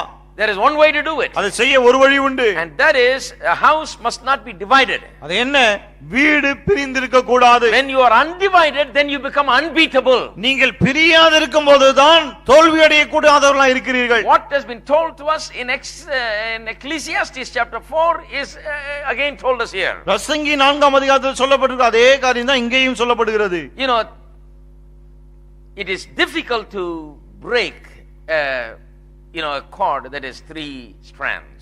முப்புரி நூலை உடைப்பது என்பது மிகவும் கஷ்டம். In a home when there is husband and wife, குடும்பத்திலே கணவன் மனைவி, that is like 2 cords. அது இருபுரி நூல் போல. The third one is Jesus, I believe. மூன்றாவது நான் நம்புகிறேன் இயேசு என்று. That is why in Malachi chapter 2 God says, I was a witness to your marriage. ஆகவேதான் மல்கியா 2:2 சொல்றார், உங்களுடைய திருமணத்துக்கு நான் தான் சாட்சின்னு. That means not that he attended your marriage. அப்படினா கல்யாணத்துல அவரும் கலந்து கொண்டார்னு கிடையாது. Ceremony. Witnessed your vows. கல்யாண சடங்குல கலந்து கொண்டு உங்களுடைய வாக்குறுதி எல்லாம் பார்த்தார்னு கிடையாது. I told you what it is saying is God is a witness in the sense that He is present in your marriage as the third person, always there as the third party in your marriage. சாட்சி என்றால் என்னென்று சொன்னேன்? தேவன் உங்கள் திருமணத்திலே எப்பொழுதுமே மூன்றாவது நபராக இருந்து கொண்டே இருக்கிறார். So a marriage is not just a two-party thing, it's a three-party thing. ஆகவே திருமணம் என்பது ரெண்டு பேருக்கு இடையேயான ஒரு காரியம் அல்ல, மூன்று பேருக்கு இடையேயான There is காரியம். this divine person as a witness forever standing there, always looking on and always watching over. சாட்சியாக தேவனே வந்து அங்க நிற்கிறார், எப்பொழுதும் சாட்சியாய் அவர் பார்த்து கொண்டே That இருக்கிறார். is why it tells the people in Malachi, you have dealt with the companion, your wife of your youth treacherously, he says. ஆகவே தான் அவர் சொல்லுகிறார் மல்கியாவிலே, உன் உடன்படிக்கையின் மனைவிக்கு நீ துரோகம் செய்தாய் என்று. That is the lack. That is why there is lack of blessing, he says. ஆகவே தான் ஆசீர்வாதம் இல்லாத இருக்கிறது என்கிறார். Malachi is about why they are not blessed. மல்கியால ஏன் ஆசீர்வாதம் இல்லை என்பதை குறித்து சொல்லப்படுகிறது. Many things are told, and one of the things is tithes later on in 3rd chapter. பல காரியங்கள் அங்க சொல்லப்படுது. அதுல ஒரு காரியம் என்னன்னா 3ஆம் அதிகாரத்துல தசமபாகம் குறித்து But in the பேசப்படுகிறது. 2nd chapter it is marriage situation. ஆனா 2ஆம் அதிகாரத்திலே திருமண வாழ்க்கை குறித்து சொல்லுகிறது. You can give all the tithes you want, if you don't fix the marriage, then you can't have blessing, he says. எல்லா தசமபாகம் கொடுத்தாலும் இந்த பிரச்சனை தீர்க்கலன்னு சொன்னா பிறகு ஆசீர்வாதம் உண்டாகாது என்றார். Because God has so ordained marriage. ஏனென்றால் திருமணத்தை தேவன் அந்த விதத்திலே ஏற்படுத்தி இருக்கிறார். God has ordered unity for our good in marriage. தேவன் நம்முடைய நல்வாழ்வுக்காக தான் திருமணத்திலே ஒற்றுமை ஏற்படுத்தி இருக்கிறார். Why unity is insisted upon? ஏன் அந்த ஒற்றுமையை அவர் வலியுறுத்துகிறார்? Why God wants us to have unity? ஏன் நாம் ஒற்றுமையோடு இருக்க வேண்டும் என்று தேவன் So விரும்புகிறார்? that we will be unbeatable. நாம் தோற்கப்பட முடியாதவர்களாக I will இருப்பதற்காக. tell you, God, when He designed marriage for success, not for failure. தேவன் திருமணத்தை ஏற்படுத்தும் போதே தோல்விக்காக அல்ல, வெற்றிக்காக தான் அதை ஏற்படுத்தினார். You know, when you read the Bible and understand the Bible, you'll appreciate God more and more. பாருங்க, வேதத்தை படித்து அதை புரிந்து கொள்ளும் போது அதிகமாக நாம் தேவனை பாராட்ட முடிகிறது. You don't appreciate Him very much when He says, your heirs together, come together, otherwise don't come. ரெண்டு பேரும் சுதந்திரவாளிகளா இருக்கீங்க, ஒண்ணா வாங்க, இல்லாட்டி வராதீங்க அப்படிலாம் சொல்லும்போது நம்மால புரிஞ்சிக்க முடியல. You're making it very difficult. ஓ ஆண்டவரே, எல்லாத்தையும் ரொம்ப கஷ்டமாக்குறீங்க Then when அப்படின்னு. you look into why of it, then you understand and you begin to appreciate it. ஆனால் ஏன் அதை அப்படி சொல்லுகிறார் என்பதை புரிந்து கொள்ளும் போதுதான் அதை நாம் பாராட்ட முடிகிறது. God says, I put it like this because I want you to be unbeatable in this world. தேவன் சொல்றார், நான் அப்படி வைத்திருக்கேன் ஏன்னா இந்த உலகத்துல நீ தோல்வியே அடைய கூடாது I என்பதற்காக. want your house to be a house that stands. உன்னுடைய வீடு நிலைத்து நிற்கக்கூடிய வீடாக இருக்க வேண்டும் என்று நான் விரும்புகிறேன். Hello. Everybody lift up your hands and say, my house will stand. எல்லாரும் கரங்களை வச்சு சொல்லுங்க, என்னுடைய வீடு நிற்கும். I know how to make it stand. அதை எப்படி நிலைக்க வைப்பதுன்னு எனக்கு தெரியும். That's exactly what the Bible is talking about. வேதம் அதை பற்றி தான் The சொல்லுகிறது. Bible is not very complicated, it's so simple. வேதம் ரொம்ப சிக்கலானலாம் கிடையாது, ரொம்ப எளிமையானது. God says simple, if a house is divided against itself, it will fall. தேவன் சொல்ல ரொம்ப சுலபம் அது. வீடு தனக்கு தானே விரோதமாய் பிரிந்திருந்தா அது விழுந்துரும். But if it is not divided, then if it is undivided, then it is unbeatable. அது பிரிந்திருக்கவில்லை என்றால் அதை யாரும் தோற்கடிக்க முடியாது. Because whoever comes against it, you are together, and the third person also is there. 3 of you together, the husband and wife together, and Jesus there. இப்ப யாராவது become totally unbeatable. யாராவது எதிர்த்து வரும்போது கணவன் மனைவி 2 பேர் இருக்கீங்க, அதோட கூட மூன்றாவதாக இயேசுவும் அங்க இருக்கிறார். ஆகவே தோல்வியே கிடையாது. Never. ஒரு காலம் தோல்வி இல்லை. Because now you're going to fight the battles of your life, not by your strength and your wisdom and your knowledge, but with what He gives you and His power.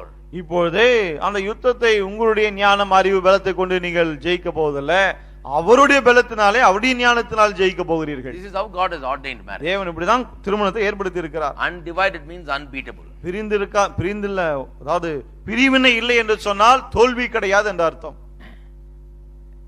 Why God wants families to be successful? ஏன் குடும்பங்கள் வெற்றிகரமாக இருக்க வேண்டும் என்று தேவன் விரும்புகிறார்? Why does the Bible say in Malachi chapter 2 in that passage that we dealt with last week that God hates divorce? மல்கியா 2ஆம் அதிகாரம் கடந்த வாரம் பார்த்தோம் இல்லையா, அங்கே தேவன் விவாகரத்தை நான் வெறுக்கிறேன்னு சொல்றாரு. அது ஏன்? Some people come and ask me, is it all right brother, divorce is all right? சில வந்து கேக்குறாங்க, விவாகரத்து பண்ணிக்கலாமா, அது சரியா அப்படின்னு. I said there is never such a thing as it's all right, விவாகரத்து சரின்னு ஒன்னும் வேதம் சொல்லல. The Bible says God hates it. வேதம் சொல்லுது தேவன் அதை வெறுக்கிறாருன்னு. But what to do? People are messed up, so He says I'll have compassion on you, I'm going to allow it. What to do? That's the way it happens in this world. ஆனா என்ன சொல்றாரு, மக்கள் அவ்வளவு குழப்பமான நிலையில இருக்காங்க, என்ன வெறுக்கிறேன், ஆனாலும் அதை அனுமதிக்கிறேன். That is how He allowed it in the days of Moses. அப்படிதான் மோசே நாட்களில் அதை அனுமதித்தார். But God always hates divorce. ஆனால் தேவன் எப்போதுமே விவாகரத்தை வெறுக்கிறார். Why?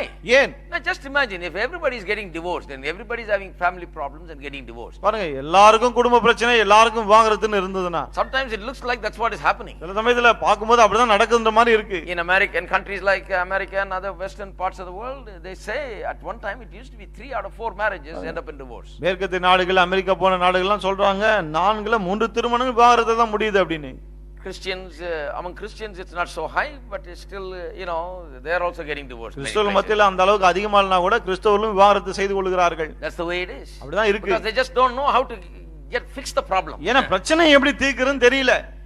In India also it's becoming a problem. இந்தியாவிலும் இது பிரச்சனையாய் மாறிக்கொண்டிருக்கிறது. House to house, family to family, everywhere family problem. ஒவ்வொரு வீட்டிலும் ஒவ்வொரு குடும்பத்திலும் இதே குடும்ப பிரச்சனை தான். Christians also. கிறிஸ்தவர்களுக்கும். But God is interested in making us unbeatable. ஆனால் நாம் தோல்வி அடைய கூடாது என்பதற்காக தேவன் அப்படி ஏற்படுத்தி இருக்கிறார். He doesn't want our house to come down. நம்முடைய வீடு இடிந்து போக கூடாது என்று விரும்புகிறார். He wants it to stand. அது நிலைக்க வேண்டும் என்று விரும்புகிறார். Why does God want it to stand? ஏன் அது நிலைக்க வேண்டும் என்று தேவன் விரும்புகிறார்? Because you and I are the ones that he has got to fulfill his purposes on this earth. ஏனென்றால் இந்த பூமியிலே அவருடைய நோக்கங்களை நிறைவேற்ற வேண்டுமானால் அதற்கு நீங்களும் நானும் தான் இருக்கிறோம். We are to tell the people about him.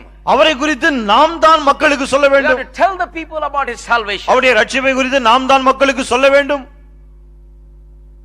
If we fail, நாம் தவறி போனால், and we crumble, நாமே நொறுங்கி போனால், we won't have any time to read the Bible, pray and go preach the gospel and tell the gospel and all that. பிறகு we will have only time to just cry over these problems and mull over these problems. பிறகு ஜெபிக்க, வேதத்தை வாசிக்க, மற்றவர்களுக்கு சுவிசேஷத்தை அறிவிக்க இதுக்கெல்லாம் நேரமே இருக்காது. அழுது பிரச்சனையே பேசுறதுக்கு தான் நேரம் இருக்கும். Become a pessimistic person, negative person. அதன் பிறகு வாழ்க்கையில நம்பிக்கை இல்லாத ஆளா, பிற்போக்கான எண்ணங்களுடைய ஒரு ஆளா. You will never be a positive witness for Jesus Christ. இயேசு கிறிஸ்துவுக்கென்று சாட்சியுள்ள முற்போக்கான ஒரு ஆளா இருக்கவே முடியாது. That is why he wants us to succeed. ஆகவே தான் நாம் வெற்றி பெற வேண்டும் என்று அவர் விரும்புகிறார். God looks at every family here on earth, every child of God, and says, I am interested in you succeeding because through you all the families are going to come to know Jesus. இங்க இருக்கிற ஒவ்வொரு தனி மனிதனையும் ஒவ்வொரு குடும்பத்தையும் பார்த்து தேவன் என்ன சொல்கிறார்?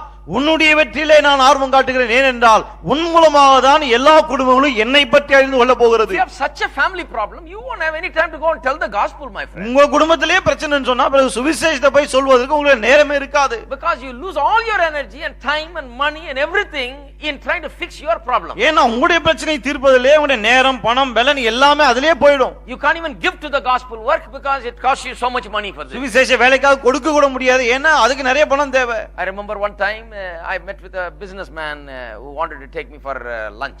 ஞாபகம் ஒரு முறை ஒரு பிசினஸ்மேனை சந்திச்சேன். அவர் எனக்கு மதிய உணவுக்காக எங்க கூட்டி போக விரும்பினார். In America, after preaching in a church, he took me for lunch. அமெரிக்கால ஒரு சபையில பிரசங்கம் பண்ண பிறகு லஞ்சுக்காக கூட்டி போனார். He's a man who owned a big business, who had a contract to do the whole sewerage system for a city like this city. பாருங்க, சென்னை பட்டணம் போன்ற ஒரு மிகப்பெரிய பட்டணத்துல அந்த பூமிகடியில கால்வாய் போடுற பணியெல்லாம் செய்யக்கூடிய கான்ட்ராக்ட் எடுத்தார். மிகப்பெரிய பிசினஸ்மேன், multi millionaire. அந்த அளவுக்கு மிகப்பெரிய பணக்காரர். We went to a restaurant.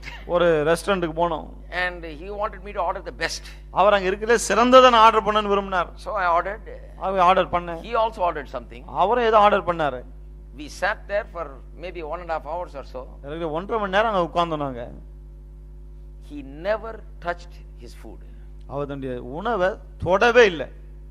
I was eating the food. I hesitated and stopped many times because he was not eating his food. நான் தான் சாப்பிட்டு இருந்தேன். பல சமயத்துல நானே கொஞ்சம் தயக்கத்தோட நிறுத்திட்டேன். ஏன்னா அவர் சாப்பிடல. But he said, Sam, you go ahead and eat the food. அவர் சொன்னா, சாம் நீங்க சாப்பிடுங்க அப்படின்னு. But I just want you to hear me. ஆனா நான் சொல்றதை தயவு செய்து கேளுங்கன்னாரு. And then he started talking about how he got divorced. எனக்கு எப்படி அவருக்கு விவாகரத்து ஆச்சுலாம் பேச ஆரம்பித்தார். And how many millions he had to give, as compensation. விவாகரத்து செய்த போது மனைவிக்கு எத்தனையோ மில்லியன் கணக்கா கொடுக்க வேண்டியதா இருந்தது. Lost a lot of his wealth. அவருடைய சொத்துல நிறைய போச்சு. And then he said, so far I've paid just the lawyer alone $60,000. Something like 30 lakhs. பாருங்க, லாயருக்கு மட்டும் $60,000, அதாவது ஏற்கனவே 30 லட்சம் போல செலவு பண்ணியிருக்காரு. இவங்க சண்டே அவர் தீர்த்து வைக்கல, பிரிச்சு வச்சதுக்கு இப்போ 30 லட்சம் சேர்த்து வைக்கிறதுக்கு அவ்வளவு தெரியல. நான் என்கிட்ட சொன்ன சேர்த்து வச்சிருப்பேன் ஐயா, பிரிச்சு வைக்கிறதுக்கு 30 லட்சம். 30 lakhs for just separating them legally. சட்டபூர்வமா பிரிச்சு வைக்கிறதுக்கு 30 லட்சம் பாருங்க. Heavy man, burdened, with heaviness. அந்த அளவுக்கு பாரம், ஒரு வருத்தம் உள்ள. And he has been a man who was so interested in the gospel work. இவர் சுவிசேஷ வேலையெல்லாம் ரொம்ப ஆர்வமா He இருக்கிறவர். has helped some great organizations to do so many things. பல வேலைகளை செய்து பெரிய பெரிய ஸ்தாபனங்கள்லாம் உதவி செஞ்சிருக்கார். But now he is so burdened, he is not even able to think about doing anything. ஆனா இவர் இப்ப அவ்வளவு பாரத்துல இருக்கறனால எதையோ செய்யணும்னா கூட யோசிக்க முடியல சரியா. His life is in such a mess. அவருடைய வாழ்க்கை அவ்வளவு குழப்பத்துல இருக்கு. He's got wealth, but he is unhappy. ஆஸ்தி இருக்கு ஆனா சந்தோஷம் இல்லை. You see how the devil comes against people. பிசாசு எப்படி மக்களுக்கு எதிரா வர்றான் பாருங்க. I tell you, God wants you to be together and be unbeatable because you are part of his purpose. நீங்கள் தேவனுடைய நோக்கத்தின் ஒரு பகுதியே இருக்கறனால தான் ரெண்டு பேரும் இணைந்து தோல்வி அடையாதவங்களா இருக்க வேண்டும் என்று தேவன் விரும்புகிறார். If you have a happy home life, then you will do your best for God. உங்களுடைய திருமண வாழ்க்கை சந்தோஷமா இருக்கும்போது பிறகு நீங்கள் சிறந்ததை கர்த்தருக்காக செய்வீர்கள். Be a best witness. சிறந்த சாட்சிகளா இருப்பீர்கள். But when you are unhappy in home, ஆனா குடும்பத்துல சந்தோஷம் இல்லை என்றால் everything is ruined. எல்லாமே நாசமா போகும். That is why the devil, you know what he does? ஆகவே தான் பிசாசு என்ன செய்யறான் தெரியுமா? He gets into one of the people, ரெண்டு பேர், among the husband and wife. கணவன் இல்லாட்டி மனைவி ரெண்டு பேர்ல ஒருத்தருக்குள்ள நுழையறான். And he double teams against the other.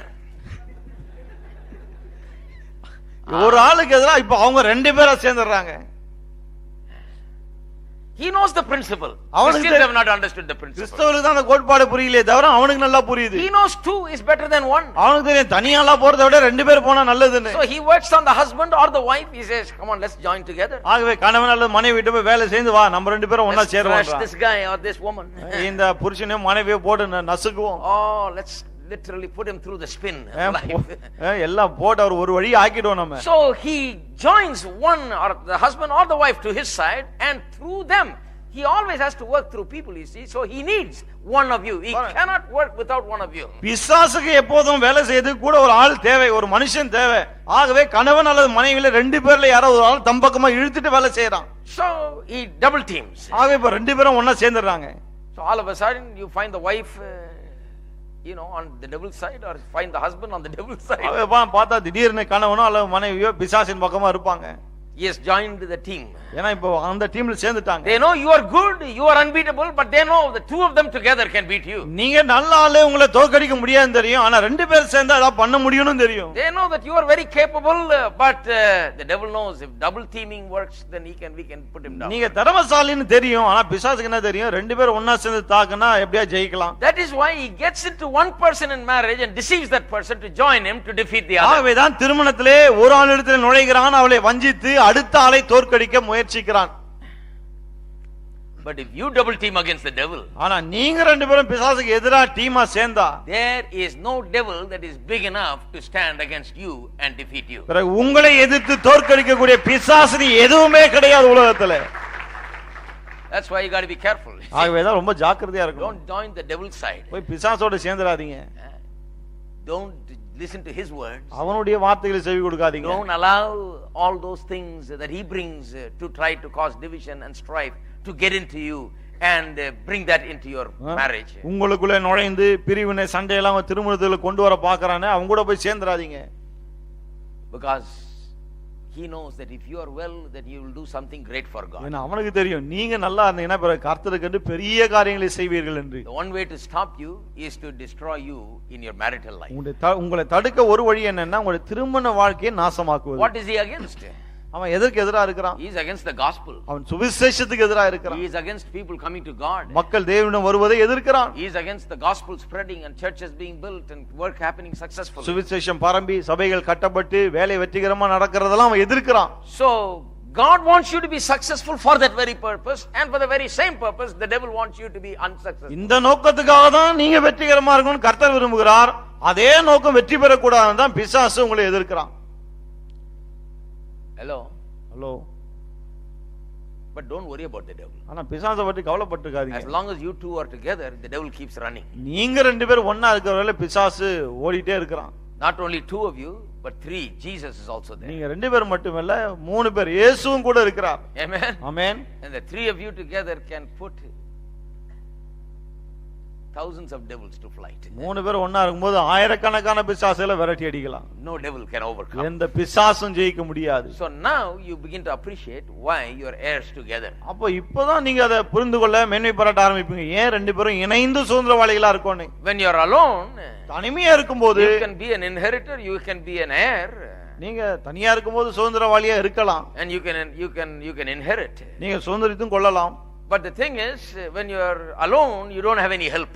ஆனா என்னன்னா தனியா இருக்கும்போது உதவி இல்லாம இருக்கு. So God says, I'll give you a helper. தேவன் சொல்ல சரி துணைக்கு ஒரு ஆள் கொடுக்கிறேன். Because two is better than one. ஏன்னா ஒரு ஆளை விட ரெண்டு பேர் இருக்குது நல்லது. One is down, the other will lift him up. ஒரு ஆள் விழுந்தா இன்னொரு ஆள் தூக்கி விடலாம். And two people cannot be overcome when they are in unity together. ரெண்டு பேர் ஒற்றுமையா இணைந்து இருக்கும்போது அவளை யாரும் ஜெயிக்க முடியாது. Amen. Amen. Time is up. நேரம் முடிந்து விட்டது. I am so sorry.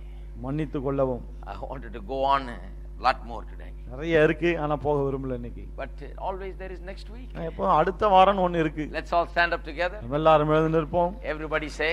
எல்லாரும் சொல்வோம். ஒருவராய் இருப்பதை விட இருவராய் இருப்பது நல்லது. When you go home tonight, all those married ones, you say, Lord, thank you for making me two. Giving me another person. கல்யாணம் ஆனவெல்லாம் சொல்லிட்டு போங்க, ஆண்டவரே ரெண்டு பேரா எங்களை ஆக்குனதுக்காக உமக்கு நன்றி. Amen. Amen.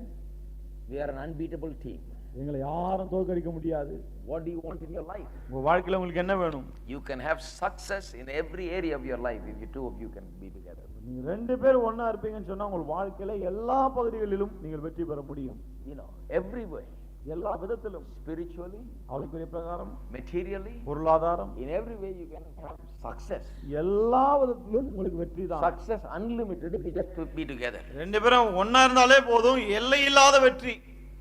That's why the Bible says, if two of you agree on earth as touching anything, ஆகவேதான் வேதம் சொல்லுது, ரெண்டு பேர் ஒருமனப்பட்டவர்களாய் எதை வேண்டிக் கொண்டாலும் shall be done unto you of my Father which is in heaven. பரலோகத்தில் இருக்கிற எங்கள் பிதாவினால் உங்களுக்கு செய்யப்படும். Amen. Amen. Two of you. ரெண்டு There பேர். is so much power in two. ரெண்டு பேர்ல அவ்வளவு வல்லமை இருக்கு. On this earth anything is possible. இந்த பூமியிலே எது வேண்டுமானாலும் சாத்தியம் என்று சொல்லுகிறார்.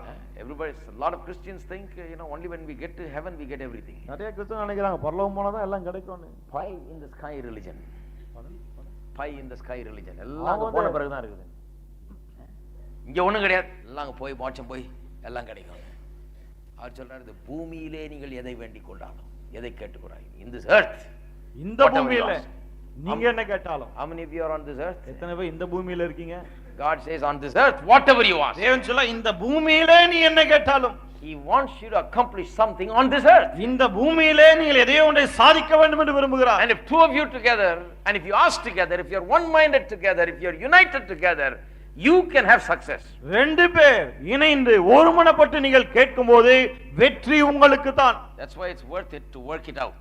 ஆகவே தான் இத வேலை செஞ்சு சரி செய்யிறது ரொம்ப நல்லது. All the misgivings, misunderstandings, fightings, everything is better to negotiate. இந்த சண்டை சச்சரவுகள் இதெல்லாம் கொஞ்சம் பேசி பேசி தீக்கிறது நல்லது. Because you lose a lot. ஏன்னா அப்படி இல்லன்னா நிறைய you lose great blessings by not working it out. ரெண்டு பேரும் சேர்ந்து வேலை செய்யலன்னு சொன்னா மிகப்பெரிய ஆசீர்வாதங்களை இழக்க நேரிடும். Why it is better to sit down and work it out. ஆவேதான் உட்கார்ந்து அதை சரி செய்வது நல்லது. You can have success in your business. வியாபாரத்தில் வெற்றி பெறலாம். Work of your hands. கைகளின் வேலைகளில். Raising your children. பிள்ளைகளை வளர்ப்பதில். Whatever you do. நீங்கள் என்ன செய்தாலும் சரி. If you are in one mind as two people, anything can be done. ரெண்டு பேர் ஒருமனப்படும் போது எது வேணாலும் செய்யலாம். Nothing is impossible. முடியாதுன்னு எதுவுமே கிடையாது. Amen. Amen. Lift up your hands and say, கரங்களை உயர்த்தி சொல்லுங்க, we are an unbeatable team. நாங்கள் தோல்வி அடையாத ஒரு குழு. Two is better than one. ஒருவரை விட இருவர் நல்லது. Double teaming can defeat anybody. ரெண்டு பேராய் சேரும்போது யாரை வேண்டுமானாலும் தோற்கடிக்க முடியும். With Jesus, இயேசுவோடு கூட we become absolutely unbeatable. முற்றிலும் வெற்றி பெறுகிற நிலையில் இருக்கிறோம். My family will stand. என்னுடைய குடும்பம் நிலைக்கும். We will prosper. நாங்கள் செழிப்போம். For God and his purposes. தேவனுக்காக அவருடைய நோக்கங்களுக்காக. For God's glory. தேவ மகிமைக்காக. On this earth, இந்த பூமியிலே we will prosper. நாங்கள் செழித்திருப்போம். By unity. ஒற்றுமையினால். By staying together. ஒன்றாய் இருப்பதனாலே. By working it together. ஒன்றாய் வேலை செய்வதனாலே. Hallelujah. Hallelujah. Clap your hands and praise the Lord. கரங்களை தட்டி கர்த்தரை துதியுங்கள்.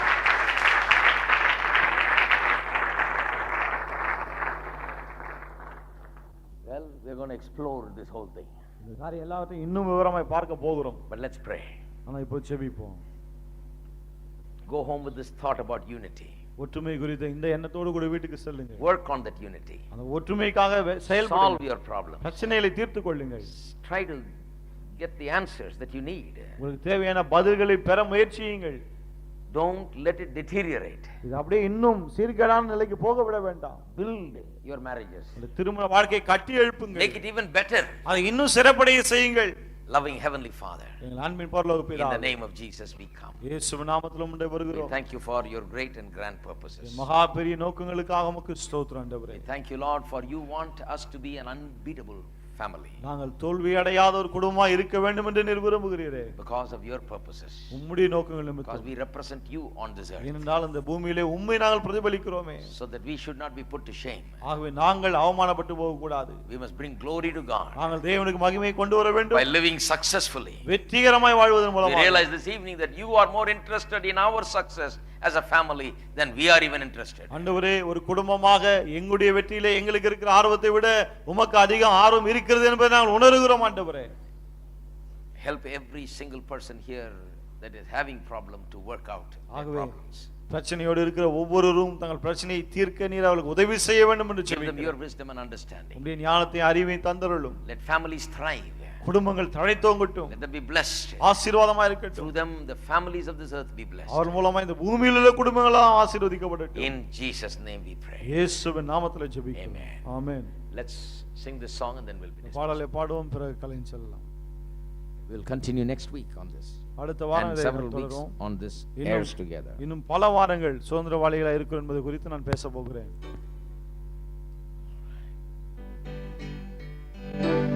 We'll give him all the praise, all of the praise. Give him all the praise, all of the praise. Before this day is gone, oh, I'll bow before his throne, and I'll give him all the praise, all of the praise. Worthy of the praise, all of the praise. Worthy of the praise, all of the praise. Before this day is gone, oh, I'll bow before his throne, and I'll give him all the praise, all of the praise. God bless you. Bye-bye. Before this day is gone, oh, I'll bow before his throne, and I'll give him all the praise, all of the praise. Before this day is gone, oh, I'll bow before his throne, and I'll give him all the praise, all of the praise. Before this day is gone, oh, I'll bow before his throne, and I'll give him all the praise, all of the praise. Before this day is gone, oh, I'll bow before his throne, and I'll give him all the praise, all of the praise.